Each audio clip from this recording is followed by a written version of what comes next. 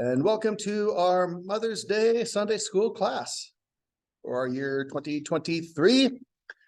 Going through the Bible, we are in that age of the patriarchs, time of Joseph in Egypt, and we are about to wind down the launch of the 7 years of famine and finish Genesis 41 and get ready to get into Genesis chapter 42, where Joseph's brothers start to come to Egypt and moving into all of that. But as we're winding down the kickoff of the 7 years of famine, let's refresh Genesis chapter 41, picking up in verse 53.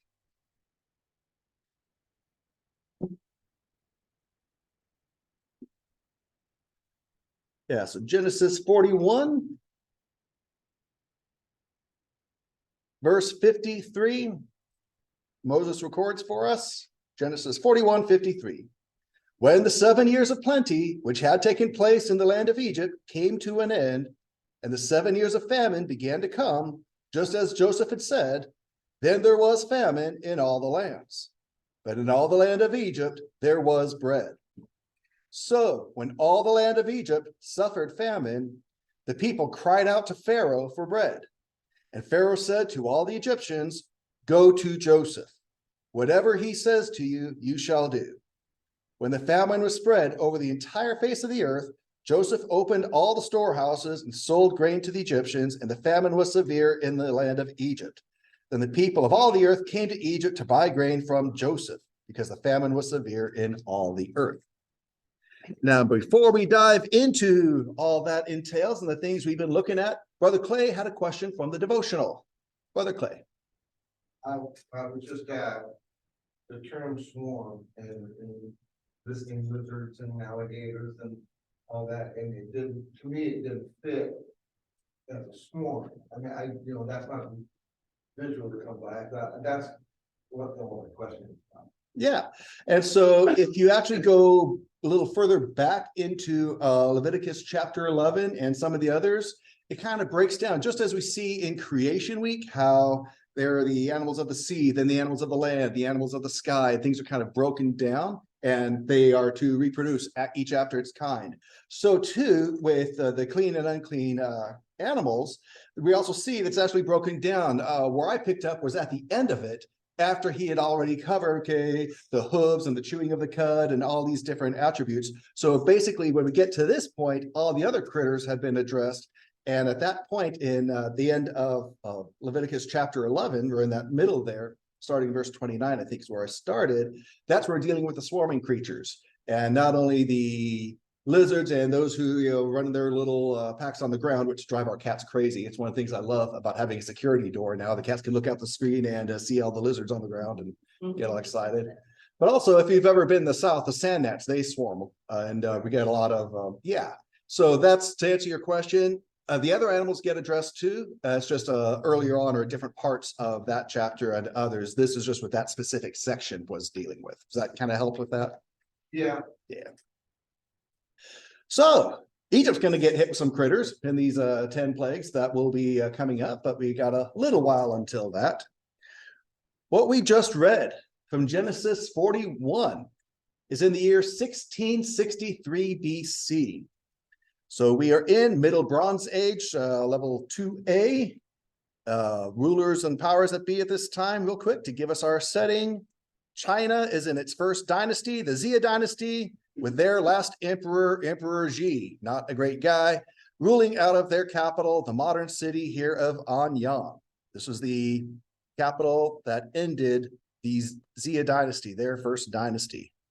So I'm getting out of my shower this morning, and Ashley's got the TV on, and I get all excited because I hear them talking about Mount Tai, and I'm remembering, hey, we talked about that in Sunday school class.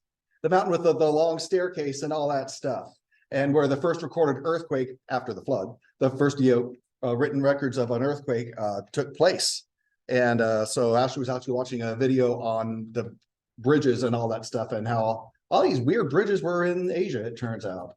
But yeah, fascinating stuff of all that's going on over here in that side of the world. There it is right there, the Taishan Mountain. But a little closer to home for us folks in the Bible area over here. Yeah, I'm spinning the globe like a top. That's kind of fun. Oh, yes. Raising my hand. Oh, yes.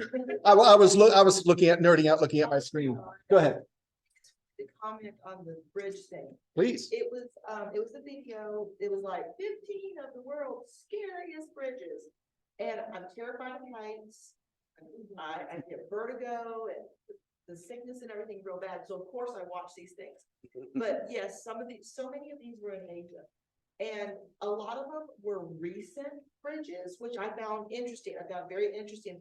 But when they showed like some of these old bridges, they talked about how, usually it was for practical uses because they needed to get over here from over there, and there was a stream in the way, or there was a gorge in the way. But what amazed me was with these old ones. I mean, you can understand a bridge built in 2012 is going to have, the earthquake protections and all the modern, Yep. stuff. But they talked about how our designs today were based on what they did centuries, decades past.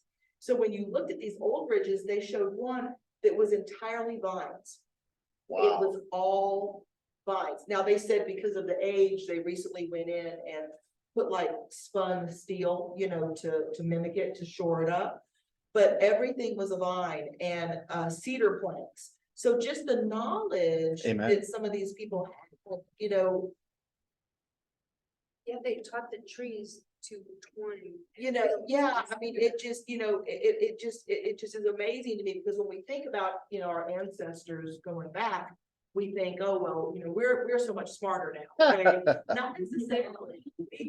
We built upon that absolutely with, modern technology, but seeing that really, really, really old bridge and I think it was somewhere in Vietnam or, someplace like that. And it was terrifying. It was terrifying. But seeing the vines twisted the whole thing, and it was a suspension bridge. It was, yeah. Oh yeah. Yeah, I won't even do a step stool. The cat was on top of my cat. Just keel over right this here, hyperventilating and everything. So yeah, and they showed this video. I'm sorry, we're getting off the subject. They did show this video of this little guy on there, and he's like this, and then he gets snipped through and gives a thumbs up. But imagine having that for your livelihood, where you had to bring your food across or your, whatever. We also had movie where they're on the little bridge. Yeah.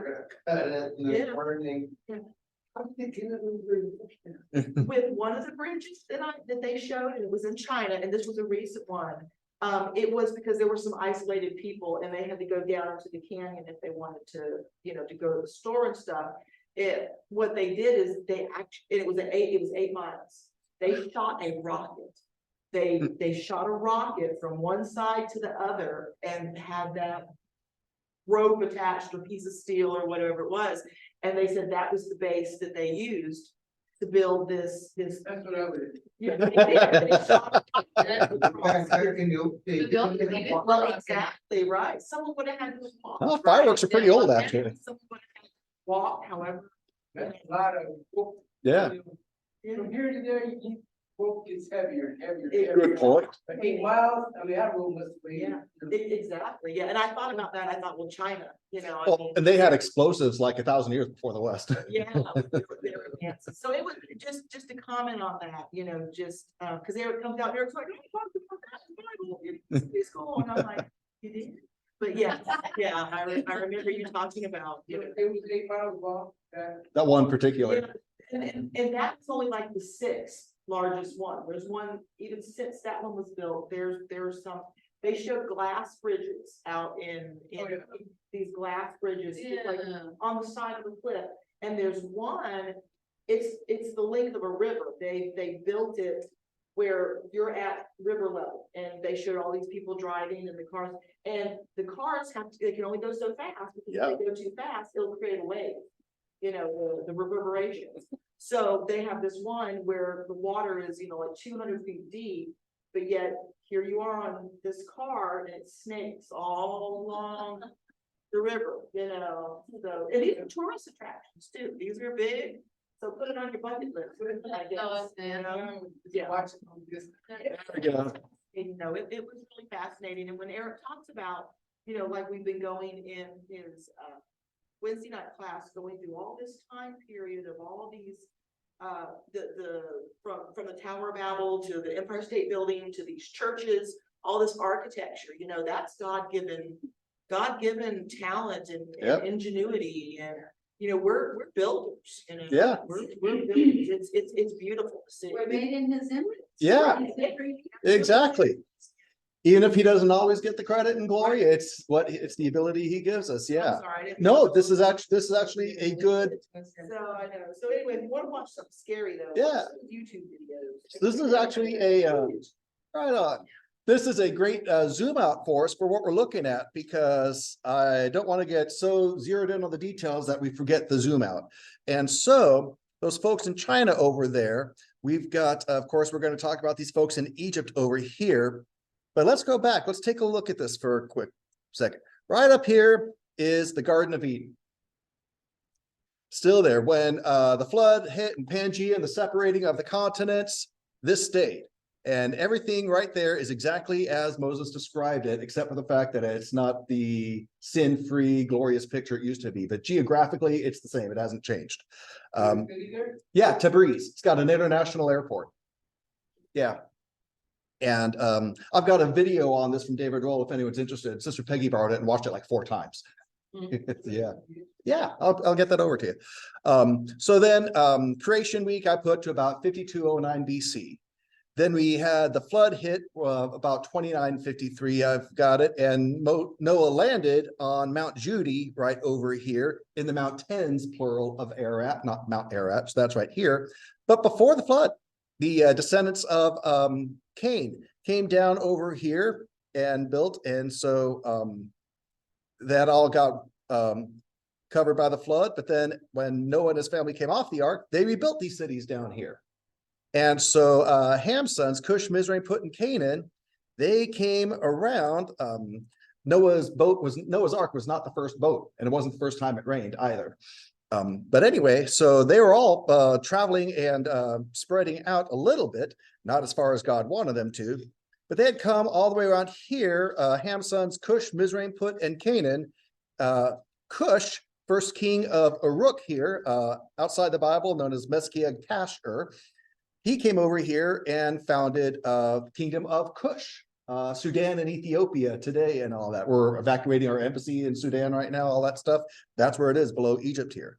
His brother Mizraim came up here, 2777 BC, a couple hundred years after the flood, and established Egypt. The pharaohs are descendants of him and all that stuff. And so Egypt doesn't call itself Egypt. They're El Masri. They are of Mizraim, Noah's grandson here. This Put came over to Libya and across here to what would be Phoenicia. And then Canaan, of course, Canaan is named for him. And so, and that's Canaan. Ham was not cursed, but Cush was. Canaan was. And so the Canaanites coming off of Canaan. So that's where the promised land would be. Yeah. Okay, it was Canaan that was first. Yeah. I know you've covered this before. No worries. Isn't that where a lot of the pagan religions came out of? Absolutely. So Cush's son, Nimrod, the next king of Uruk, he's the one in Eridu who built the Tower of Babel. He was worshiping Inanna, false goddess. And it was out of his worship of her and elevating her that his temple at Uruk and then Eridu building the Tower of Babel, all that stuff happened, and the dispersion from there. And it was the Sinites, descendants of Ham, who end up over in China. And then we have, of course, Mount Sinai. The word Sinai just means Far East. So we call Asia the Far East. It's that same root word for Sinai. Mount Sinai doesn't mean anything but further east. So as they crossed the river here, the Red Sea at the Gulf of Aqaba, Mount Sinai is further east of that. So it ends up lining up exactly due south of Jerusalem, 220 miles. Sister Ashley. So did they do all this because they were cursed, or what did the curse, which came first, the curse or the egg? Did God know that they were going? It was the actions of Ham with Noah after Noah got drunk and that whole incident that now Ham was already given a blessing, as were all the sons. So it was actually Ham's son Canaan, who was alive at the time, who the curse came upon, and then he and his descendants carried it out, as did the sons of Ham. Ham would be worshipped as the sun god Shamash. And yeah, so all of this departure from God. And here we have, these are families right off the boat, literally, sons of Noah, Shem, Ham, and Japheth. Ham's line here, where Ham was an eyewitness of the flood, here are his kids and their kids departing from God drastically. But yet God knew this was going to happen, and he sent the flood, or allowed the flood, sent the flood because of the wickedness. But now he knew that these sons were going and grandsons were going to do. Which is why, great question, which is why after the flood, he said, I'm not going to flood the world again. Because he didn't say that, okay, I got rid of all the wickedness. Now we're not going to have any more of that. He said, you know what? I'm not going to flood the earth again because the heart of man is sinful, and that's how man is. And so he knew that while he saw the need for the flood, for that purging, for that awareness, and for that marking and that freshness with Noah, that we would be falling back into that. He knows the heart of man. And so, and what's in man's heart, that's said about Jesus as well. And so that's why he made the promise and gave the rainbow sign that I want you to know, I want you to look to me. This is a reminder between us of our covenant. He even made a covenant with the animals, with a covenant with Noah. And this is a covenant between me and creation, that even though man's still going to sin, and they would be deserving of, we deserve hell, we deserve being wiped out in a flood. He said, I'm not going to do that. I'm going to delay. I'm going to have a time of grace. And this is where he gives us that opportunity. And as he told Eve in the garden that her son would crush the serpent's heel, crush the serpent's head with the heel, reference to Christ. Moses again talked about Christ as well. There's going to be someone who's going from, God is going to raise up someone from us. And he is going to be the one, the deliverer. He's going to be the offering. He's going to be the propitiation, the stand-in, the substitute, and all these things where we can't, because we're broken and fallen. And he is aware of this. Knowing all these things were going to happen, God, in his forbearance, allows all these things to happen to provide opportunity for us. This is exactly what Jesus was talking about with the wheat parable of the wheat and the tares, where the sons of God are saying, hey, let's go in there and rip out these weeds. And Jesus says, no, because if you do, you're going to rip out some of my wheat with them.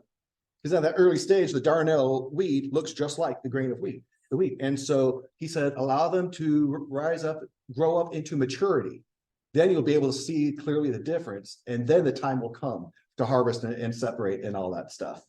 So I praise God he didn't come back before 1980, because I got saved in 1980. Thank you. Thanks for enduring all this heartbreak and sin to give me time and opportunity to get saved. So when we grieve over sin, as we should, rejoice in opportunity while there's breath of hope for more people to get saved and to come be part of his bridal city kingdom and all that stuff. We're blessed that he's given us a chance. That's really it. I mean, I know you've taught this, but I think different things strike you at different times. Yeah. And that really struck me today. It's like, because so. And these pharaohs in Egypt, descendants of Mizraim, who's a descendant of Noah, like we all are, Noah was referred to as Noah the far distant, because in the mythology of Mesopotamia, they all have their different accounts of the flood. In their mythology, Noah was granted immortal life and brought back to Eden. Gilgamesh would go on a journey to go back to Eden to find Noah, the secret to eternal life, which he didn't get and Gilgamesh died. But Noah's called the far distant, or Horus, the far one. And so just as we have in Rome, Caesar Augustus, Caesar Tiberius, the pharaohs are Horus this, Horus that, or Har this, Har that, referring back to Noah. So yeah, Sister Catherine. That's it. Yeah. And so you said he's the father of Sun. Ham, he's worshipped out as a sun god, Shamash. So is that where the Egyptians Get their sun worship. Ra, Ra, the sun god. Yeah. because son of Ra, a lot of people make that who like mythology, but also Yep. biblical. and I love mythology. You know, Oh, yeah. it's fascinating. When we get to Judges, we're going to do the Greek mythology and the real life people it's based on. It's cool because if you know where they actually derived from. Because, Yes. like the sun god. Yeah. Egyptian, they're worshiping, and it was Ham. Yeah. You know, this all they call it mythology, paganism, but I'm like, guess what? It all started from us, and it was just sin Yeah. that did And the pharaohs are titled from Noah. so it's pretty funny that they say everything derives from paganism, but they got it. Exactly. There's the Bible record of God's truth that took place. Moses recorded it in the 1400s. It obviously all happened, especially Genesis, before then. And it was known and passed down orally until Moses recorded it in the 1400s during the wilderness journey. And other things have spread out since then, but God's truth has always been God's truth, and everything else splintered off of it, containing some parts of the truth. Most successful lies carry some part of truth in them and all that stuff. So yeah, so Mizraim was in Egypt, 2773 BC, and the Tower of Babel, the dispersion for what Nimrod was doing here at Eridu, it was given the name Babel after it, based on what happened there. The dispersion from Eridu, the Tower of Babel, was 2552 BC. And that's when those dispersed from the Tower of Babel came over, and they were the followers of Seth, the god of chaos, came over to the followers of Horus and had their big battle. And that's when Egypt got united under the Scorpion King and then developed on from there. Yeah, not Dwayne Johnson. And so he's Black Adam. And so so that's where so when we talk about these pharaohs, the pharaohs of Joseph that we're talking about, Senuseret III, Amenemhet III, I want us very, very much to remember these are all descendants of Noah. These are all, when we talk about people of the Bible, people outside the Bible, and all that stuff, we are still talking about, I guess what I want to say is I don't want our thought of our line of separation between Bible people and everyone else, secular stuff. Everyone's Bible people in the sense that everyone comes from Noah and Adam, of course, before him, as we've talked. And I don't want that to be missed as we look to these things. So with that, my screen just went black. There we go. Come on back, Charlie. There we go.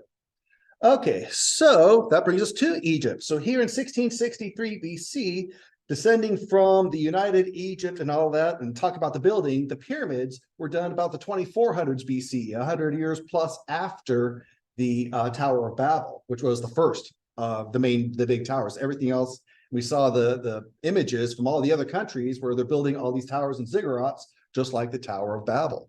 And so they're taking with them as they spread out. God had already broken up the land during the flood and told it when to stop. The Psalms record that. It was then that he distributed the people according to their languages that he gave them across the various parts of land. And that's where we get different ethnicities today. Our DNA is like 0.999% exactly identical.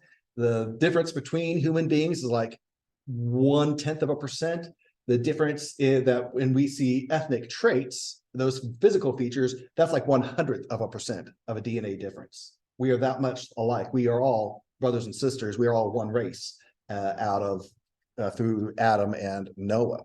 It's just when we separated, then we hung around in different pockets with the same group of DNA. So the same traits manifested in those different areas. And that's where we get different ethnicities, different cultures, etc. But we're all coming from the same. Everything we have, we got from Noah and his wife, and they got from Adam and Eve, and so on and so forth.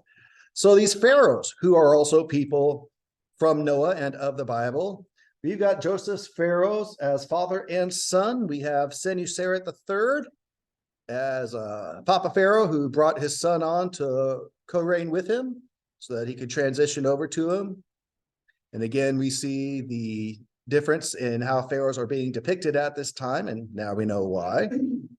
And his son, who is the main pharaoh of Joseph of the Bible, Amenemhet III, that is this guy here, the one who had his dreams about the cows coming up out of the Nile, the fat cows and the lean cows and all that, and who made Joseph number 2 and gave him the name Zapanath Apanea, which means Joseph, he who is called, the one who lives, because Joseph had been left for dead and assumed dead. So that's Egypt, young nation of Assyria, being ruled by Sargon the First, not to be confused with Sargon the Great, who is much earlier. Their capital city of Ashur, also related to the Nimrod worship and all of that. So that's northern Mesopotamia, where they're getting established in their early days. Then further south in the land of Shinar, we've got three main cities now. We have over in Ison, their king Bursin, and this image from his time frame, the time that Joseph's in Egypt, getting ready for the brothers to come. Well, he doesn't know that, but he's about to. Then down further south in Larsa, we have Sum-Uel as their king. So they're Assyria's up there, Ison's up there, and Larsa's down here. And then we have the brand new early day kingdom of Babylon. So new, they're not even technically calling it a kingdom yet. And their king is Samu-Abum. And Babylon's right there, about 11 miles from Kish. And that brings us to the people, quote unquote, of the Bible, where the patriarchs, we've got Esau in Mount Seir. His family and tribe have taken over that. They are the Edomites. Esau and his twin brother Jacob are 128 years old at this point. Yeah, so there's the Mount Seir range. And Jacob is over in Hebron, where Grandpa Abraham and Grandma Sarah are buried, and where his Papa Isaac has been buried as well. Here's Hebron, Jerusalem's further up this way.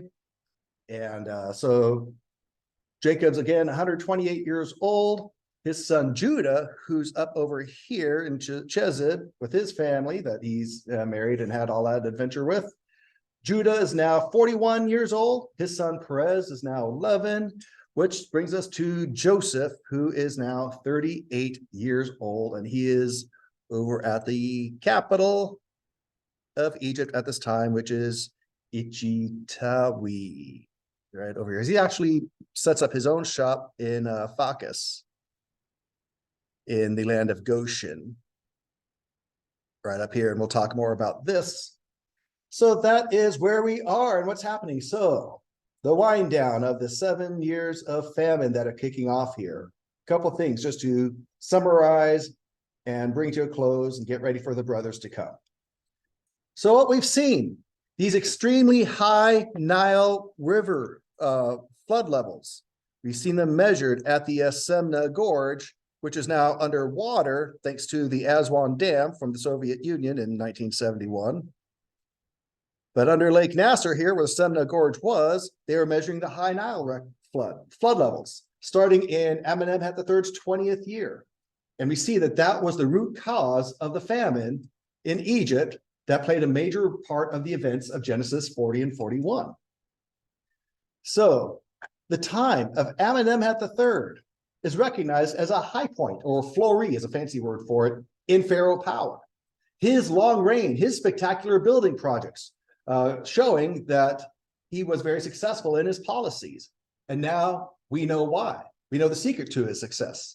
The man behind the throne, Pharaoh's seal bearer, his special advisor, none other than the Bible patriarch Joseph, son of Jacob. So what we've seen about the relationship between Joseph's famine and the flood now makes more sense of Pharaoh's initial dream. Joseph sees in those 7 fat cows very good floods rising up from the river, and in the wretched cows 7 disastrous floods bringing starvation. The clue that the Nile would be the cause of the plenty and the famine was there the whole time. But it's only when we look at David Rohl's new chronology that adjusts the timeline of Egypt that we see, oh, Amenemhat falls into place with Joseph. Oh, well, look, there's the floods of Amenemhat and the famine. There's Joseph right there, where the Bible never had to change. So it all lines up. Yeah, so now we can pinpoint the good and bad floods. We can see exactly from Amenemhat's 13th year, the good floods happen. 7 years later, his 20th year, the bad floods start to happen. 7 years, right there. So, armed with Joseph's warning of what was to come, did Amenemhat make any preparations for these high floods? So we see in the archaeology, absolutely. He was the most active pharaoh in what's called the Fayum Basin, this area off to the side right here. Zoom in, all that right there.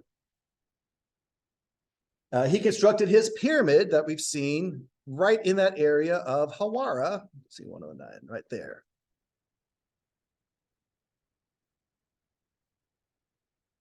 And there is the pyramid of Amenemhat III right there.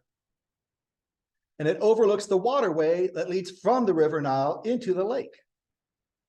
In fact, I want to go to specifically, whoops, let's go to this right here. That's, yeah, not like what we're used to seeing when we think of pyramids.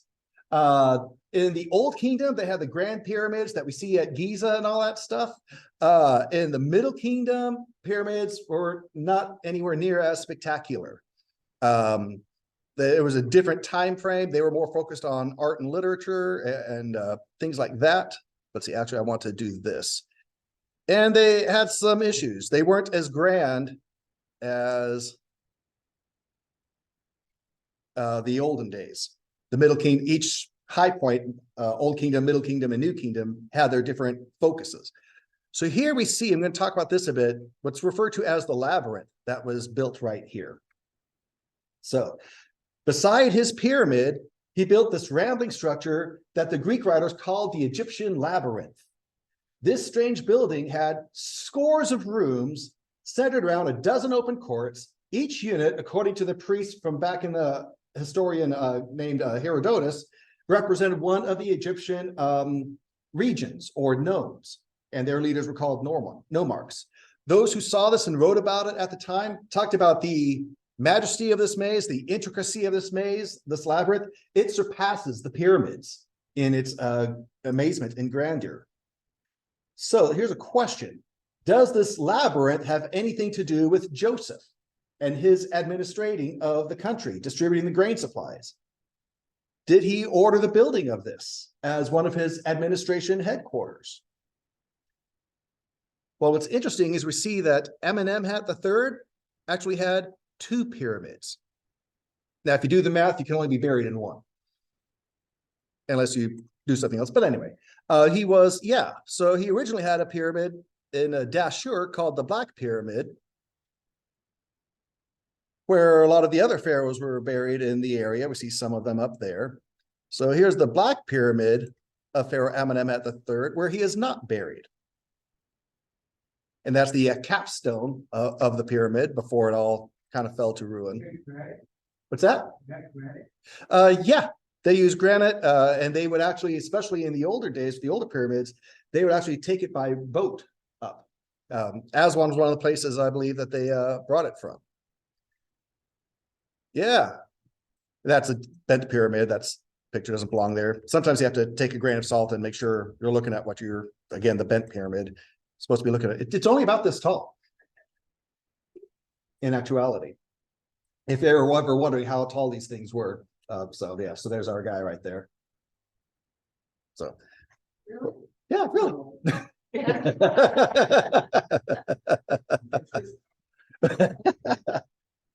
Oh. Yeah. Yeah. I like that picture. There we go. Yeah. And so there's a neat shot of it from overhead, and yeah. So It's amazing to see that, like, still existing. oh yeah. You know, This is from the 1600s BC. The pyramids in Giza are from like the 2400s BC. So 4,400 years old. Yeah. So talk about people's building abilities back in the day. Yeah, absolutely. So what the problem here is the construction of this pyramid seems to show signs of instability and potential collapse during its later stages. So it looks as though Amenemhat III decided to build a replacement pyramid. Where did he decide to do it? Over there by that lake where the water had been diverted for the flood. Place was called Hawara, and that's where he was buried. So the building work on that pyramid would likely not have happened until much later in his reign. Now that labyrinth was constructed before his pyramid, so it wasn't related to his whole funeral stuff. It actually functioned and served a purpose. And the name in Arabic is again the Hawara, and in the Greek it's Avaris or Uwaris. So we see that down here in the south, they had an Avaris, where we know that where Joseph was and where the Hebrews would have their exodus from was also Avaris. And so Avaris, meaning estate, house of the department. It was out of these departments that Joseph, as vizier, managed the distribution and the storing of the grain and all these different things. So not only do we have these different departments set up north and south, and even one a little further south called the Head of the South, but he also did some major water projects. Let's see, let's go here. Again, we're kind of wrapping all this up, getting ready for the brothers to come in Genesis 42. But here in this is called the Fayum Basin, and things are all leading into what's called the Burkett Lake now. Used to be called Lake Morris. So over here, we see in Fayum a lot of, we see the water, and we also see the wheels. We see different hydraulics and different things going on, different water projects going on. So there's a wide natural waterway that was there that they exploited to channel the excess water from the heavy floods. Not the old stuff. This is stuff that's still in operation today. So they've updated and upgraded over the centuries. But the concept and the application has been there since Joseph's day. And Amenemhat III here, it's recognized it was his reign that these happened. So now we can not only tie what Joseph did to Amenemhat III, we can see what happened in Amenemhat III's reign and tie it back to Joseph and see how they intertwine and interlock and fall right into place quite neatly and just makes sense. So yeah. Oops. Yeah. Shoot. They had a lifetime to put all that fix that, right? Well, they had about 7 years to get ready. Really? Yeah. Yeah. So yeah. Well, thank God he didn't have to work with Caltrans. But yeah, so what they did, yeah. And so they did two things with all this. They protected what's called Lower Egypt, which is the northern part, because the Nile runs from south to north to the Mediterranean. So the top's called Lower Egypt. So they protected Lower Egypt from the excess floods. And they also stored water here for times of low flood, where they needed to bring water back in. So they actually excavated the lake to receive the excess water, so that the river, by not having too much water, wouldn't flood the land and form marshes and pools, or by not getting high enough, ruin the harvest by not having enough water. So a canal was dug, and this is actually a quote from an ancient historian. He also dug a canal. Let's see, this is Diodorus Siculus, I'm quoting here. They dug a canal, let's see, excavated. Yeah, dug a canal 9 miles long, 295 feet wide from the river to the lake. And by this canal, sometimes turning the river into a lake, sometimes shutting it off again, furnishing the farmers an opportune supply of water, opening and closing the entrance by a skillful device and at considerable expense. Yes. So what they did, as we look back at this, kind of a dredging and a widening operation to assist the flow of the water in and out of that lake. Today, that water channel still runs parallel to the Nile for over 124 miles before it flows past where the labyrinth was and disgorges into that Birkat Lake. The traditional name of this second river Nile, going alongside here and diverting the water, is called, we touched on this a little bit last week.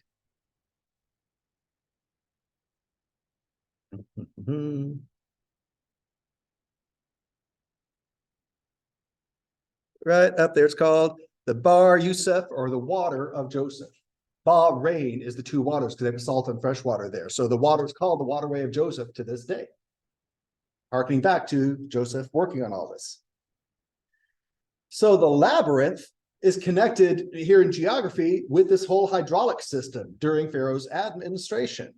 So the labyrinth of Hawara used to be a fully functioning building that housed the admin quarters of the Nile Valley in that area, while further north, northern Avaris was the administration center for that delta on the Mediterranean coast. And we see again, as I mentioned, there's one further south that was Department of the Head of the South. Then here we see Department of the South, and then up on the Mediterranean in the land of Goshen, the Northern Department. So those were those regional ones, but over the whole land of Egypt, there were two departments, the Department of the People's Giving and the Department of the Treasury. And we see it makes sense during Joseph's time, where the extra 1/5 was collected from all the people to store and save for the time of the famine that would happen. So this all fits and makes sense that it would have been the work of Joseph, the vizier, the number 2 man, with the Department of the People's Giving set up to oversee that agricultural labor, as the farmers at the times that they're not able to farm, working together and having all this stuff collected and then dispersing it. So we see all that, and we see again, all of this takes place during Pharaoh Amenemhat III, Joseph's Pharaoh. So when the famine, what launches all of this? The start of the years of famine. We see the soldiers back down at that fort at Semna. They start to see the waters rise, and they're the first to witness it in Amenemhat III's 20th year, 1663 BC. So the soldiers mark the high point of the flood. They put a hieroglyphic marker, and they put the name of the pharaoh and his year, and at this high, and this high, and this high, and they're marking it, and they're watching it now. They weren't watching it before, but they are now because of Joseph and his prophecy and interpretation of Pharaoh's dreams.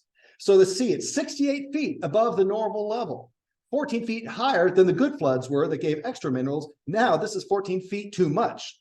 So now this brown water, heavy with silt, sweeps north, destroying everything in its path, just like Joseph predicted.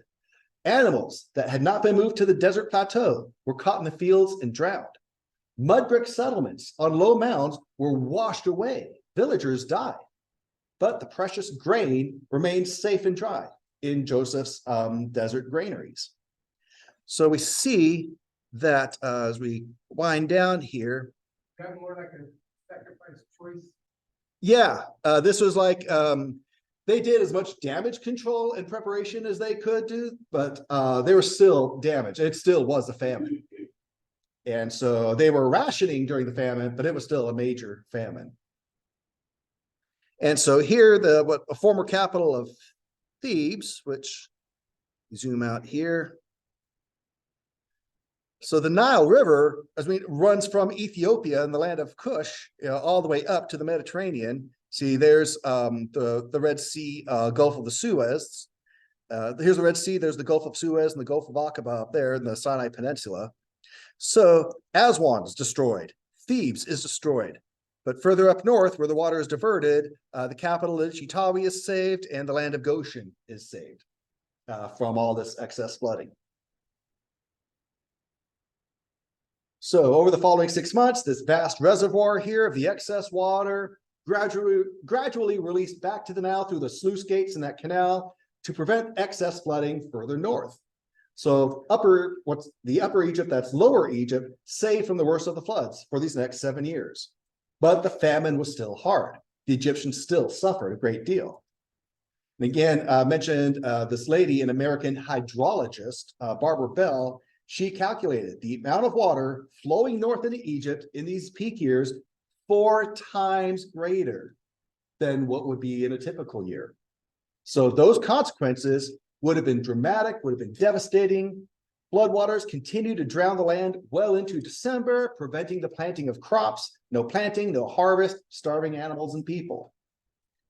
So, winding this down here, is it pure coincidence? That's precisely during the reign of Amenemhat III that we clearly see all these major hydraulic works undertaken in this Fayum region.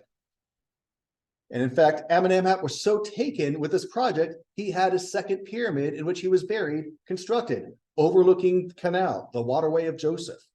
And he even erected 2 huge statues to himself in the area where the canal flowed. Right over here. The pedestals of Biumu is what they're now known as, because the pedestals are all that's left. So here's the pyramid, and the pedestals are just right up here on the waterway of Joseph, and that's it. That's all that's left of what used to be big statues of Amenemhat III. Cashier, Used to be, figure. yeah, like a big, monument to him. Yeah. That's all that's left. Yeah. And so from here, we will pick up next week with Joseph being reunited with his brothers. We'll be picking up next week, Genesis 42. So with that, any other observations, comments, thoughts, or questions on the kickoff of the 7 years of famine and the reality and the evidence with Joseph and his Pharaoh and the Bible, playing out exactly as it says? I think about the distance, the work, Yeah, cars I'm gonna be planning. Them, they only had horses, I guess. Oh, yeah. That's long distance for them. absolutely. Hours.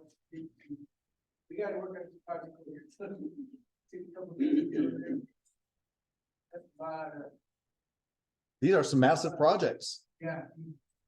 Babies like, yeah. Exactly. Imagine. So all said and done, I come away from this class enjoying the conversation, of course, but I come away from this class really wanting to see Peter's shop, because when Ashley mentioned them launching a rocket across the gorge to build a bridge, Peter says that's what I would have done. So like, hey, we gotta talk. Let's. So with that, enjoyed being with you and having this discussion very much, looking at these things. We will go ahead and stop our share and stop recording and get ready for going to the Lord in our musical praise and